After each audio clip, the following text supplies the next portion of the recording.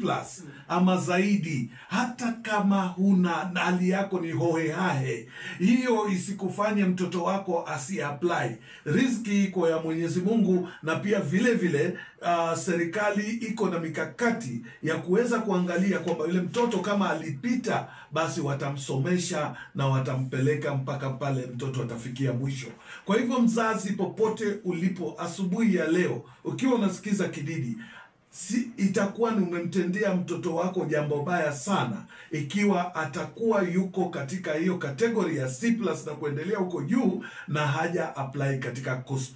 Nafasi iko ni leo mpaka kesho. Wewe tafuta tu shilingi 1,500 umpatie huyo mtoto, alafu mengine umwachie Mungu. Na sio ati kwamba yule alimaliza mwaka jana tu, yuko hata yule alimaliza mwaka juzi, lakini yuko nyumbani, alikuwa hajui, hana mipango, hajaelewa mambo haya. Wewe mwambie apply, aachie Mungu. Hayo ndio tunakushauri kwa siku ya leo. Mwalimu, kuna lengine la ziada? Nasema hivi kwa wanafunzi. Naam. Usiseme eti nilipata D kwa hivyo sasa acha nikatafute motorbike. Hapana. Kuja usome. Kutoka D utafanya certificate, ufanye diploma yako, ufanye degree, hata unaweza kupanda juu ukafanya paka PhD. Kwa hivyo hiyo ni ya mwanafunzi. Na wewe mzazi usiseme una pesa. Serikali imetilia maanani mambo yao. Na nasema hichi chuo chetu cha Taita Taveta, wale wanafunzi wa mwaka wa kwanza wataingia hii mwaka mwezi Agosti. Mwezi Agosti ndio watakapoingia, wataingia university mwaka huu. Wataingia. Kwa hivyo wazazi wajitayarishe mwezi wa 8 wakuje. Msikilizaji nafikiri unasikia vile mhadhiri wa university anavyosema. Fursa hii iko, milango itafunguka mwezi Agosti mwakani. Mwaka huu mwezi Agosti ndio itakapo. Basi alafu tunasema wale watu wanafanya kazi. Kuna klasi za jioni na tuko na online. Wakuje wasome. Kama unataka kuongeza masomo kuja, tuna nafasi yako. Ikiwa unataka unajua, nimesikitika sana manake katika county government na katika serikali kuna lalama kwamba vilikuwa katika vichwa vya habari kwamba wafanyikazi wengi wako na certificate zile gushi. Yani wamegushi certificate na wamechukua nafasi za ofisi, lakini kuna njia rahisi ya kuhalalisha haya.